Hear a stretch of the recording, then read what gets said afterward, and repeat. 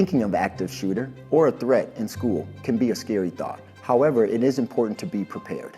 It helps lessen the anxiety around this topic.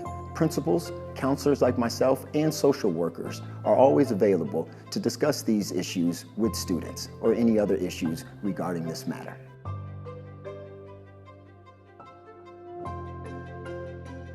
These are called Blue Point pull stations. If you notice, we have many here in this school. Well, why do we have them? If we have an active shooter, someone has a weapon, or you hear gunshots, activate Blue Point.